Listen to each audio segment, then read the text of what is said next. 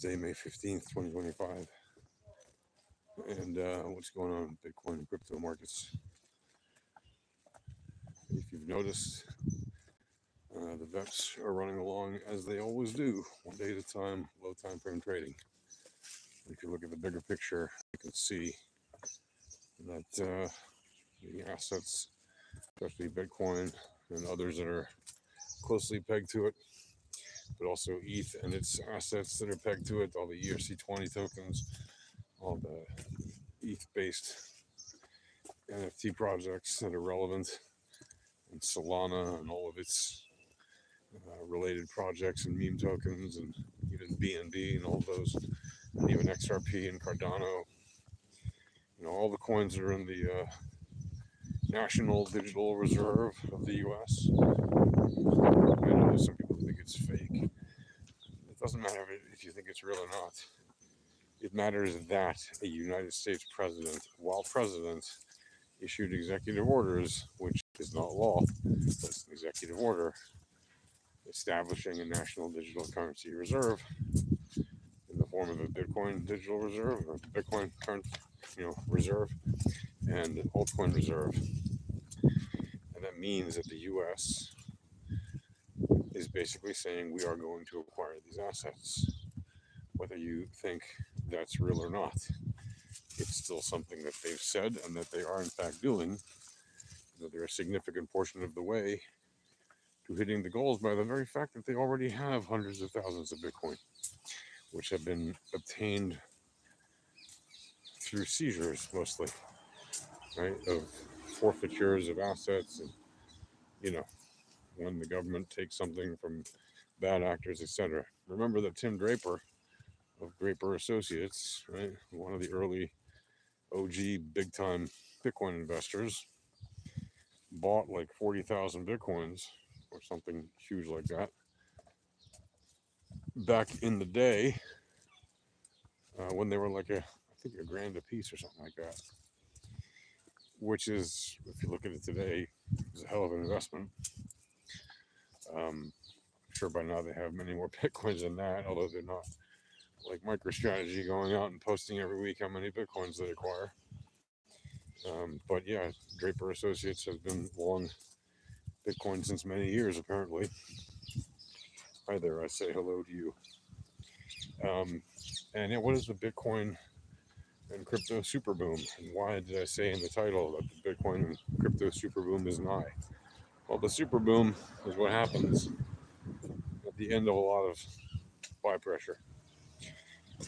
When you have, people will call it the end of the bull run or whatever. There's no such thing as a bull run. There's just extended buy pressure. Buy pressure extended for a period of time. And just like there's extended sell pressure, which people call a bear market, there's no such thing as a bear market. It's just when the majority of the pressure is selling. That's all it is.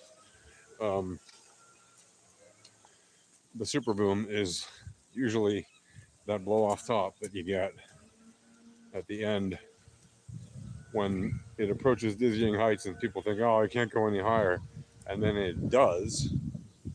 And then people FOMO in at the very top, thinking, "Oh, it's got to go higher now. It's going to go.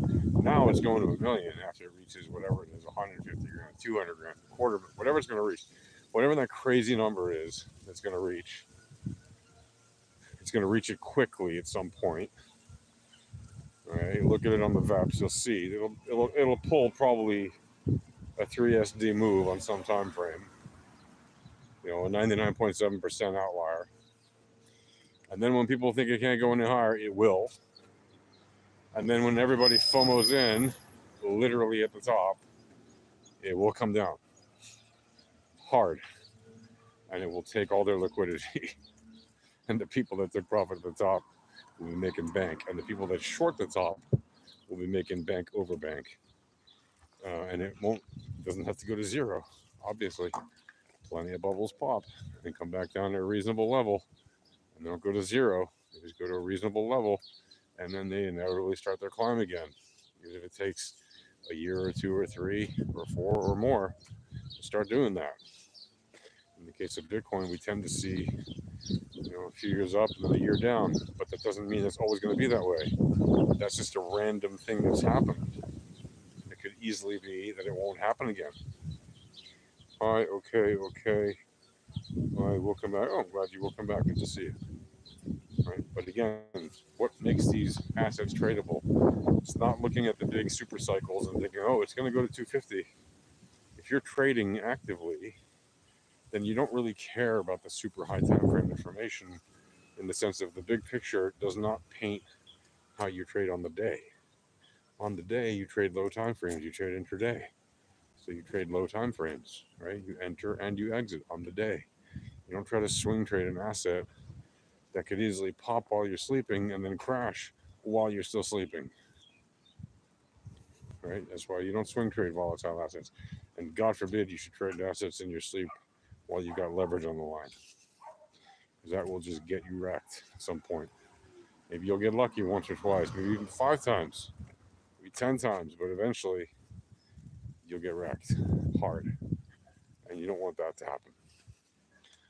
Best way to avoid that is to avoid trading leverage unnecessarily. And that means you don't take out leverage positions unless you, for some reason, are actually really good at trading and know what you're doing with leverage and understand what leverage is and how it works, and how to use it and how not to use it.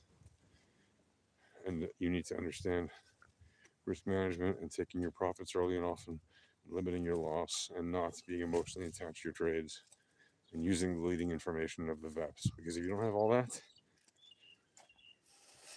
you got bukas and you're likely to get wrecked. So yeah, the super boom is coming, most probably, for this cycle. You want to call it a cycle? I don't like to call it a cycle because it's not a cycle. But people in the Twitter sphere, crypto sphere, like to talk about it like it is a cycle because they want to fill a narrative. They want to explain. They want to have a story to explain why they're such big losers when it comes to trading. That's not going to help you win more trades. You know what's going to help you win more trades? Trading low time frame VEPs, managing your risk, doing all those things I just said to you. Okay, that's going to help you. It's not going to help you to try to say, oh, it went above this random line that I drew. Went above this random fake support line that I drew. Therefore, it's going to go up or whatever. That's complete BS. It's chart art for grown-ups. Right? It's Crayola for big kids. You don't need that. If you want to learn how to trade the VEPs, come join the VEPs live stream at Alpha Trading Monday through Saturday. They start at 11 a.m. Eastern Time. And you can do that by going to alphatradinghq.com/Discord. Again, that's alphatradinghq.com/Discord. In the meantime, give this video the old like and subscribe and all that stuff. And leave a comment about what you think. Do you think the super cycle is real? Do you think the super boom is real? Do you understand there's a blow off top and that's usually followed by a great big crash? And are you going to cash out at the right time? And how will you know if you don't use the VEPs? I want to know. What do you think? All right, let me know. Cheers.